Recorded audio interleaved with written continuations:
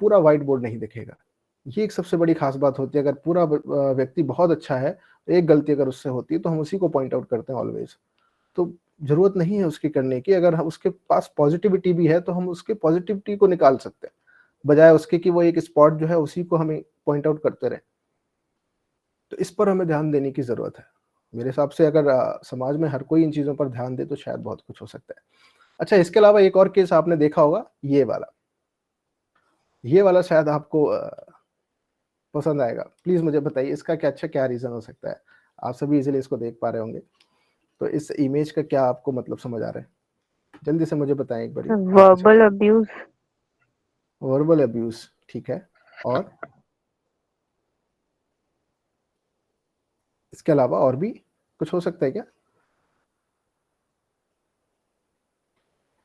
ये बहुत common case है, Rejection. अक्सर होता है rejection. Rejection in harsh words.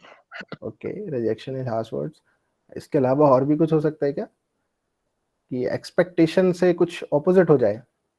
Just like कि कोई अगर किसी भी कॉलेज में या स्कूल में कोई किसी को प्रपोज करने गया या कुछ इस तरीके की एक्टिविटी उसने मन में सोची कि यार कुछ अच्छा हो सकता है या मेरा पेयर बन सकता है, या मैं उससे कहूंगा मुझे बड़ा अच्छा पसंद आता है या पसंद आती है, कोई भी ऐसा कुछ है। तो अगर वो अपनी बात रख रहा है तो वहां पर आप देखो आउटपुट में शायद क्या मिलने जा रहा है उसको। तो ये एक बहुत अलग तरीके का नैरेटिव है, और इस पे अगर हम बात करें तो ये अक्सर लोगों के साथ होता है, और इस पर सबसे ज़्यादा लोग अपने आप को बहुत ज़्यादा डिमोटिवेट कर लेते हैं। डिमोटिवेट करने के बाद फिर वो काम ना तो कभी लाइफ में करते हैं, और इतना ज़्यादा डर जाते हैं चीज़ों को लेकर के, इतनी ज़्यादा उनकी इंसल्ट होती है सामने वाले के ज़रिए कि वो फिर दोबारा वो चीज़ें कभी कर ही नहीं पाता है।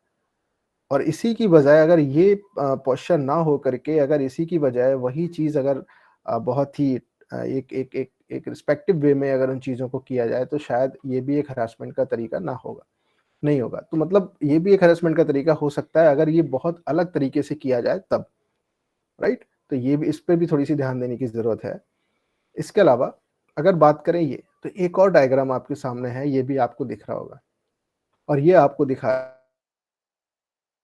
इस तरीके से लोगों को एक छोटा दिखाने की कोशिश करते हैं और डराने की कोशिश करते हैं बच्चों को, या जो भी छोटा है या सीधा है, या मतलब कह सकते हैं कि जो बहुत ज़्यादा नहीं बोल पाता है या अपने आप को एक्सप्रेस नहीं कर पाता है, बहुत ज़्यादा दबाने की कोशिश करते हैं, नहीं मेरी बात मानो, मैं ठीक हूँ, मेरी बात सुनो और जो मैं कह रहा हूँ वही करो, राइट? तो इतना ज़्यादा प्रेशराइज़ कर देते हैं कि वो फिर अपने आप से सोच ही नहीं पाता। वो कहता है हाँ भाई आप ही बताओ फिर मैं सुनता हूँ, या मैं वही करूँगा जो आप कहोगे। उसके अलावा फिर वो कुछ करता ही नहीं है। तो उसकी खुद की जो लाइफ़ है ना वो खत्म हो जाती है। ये भी एक टाइप का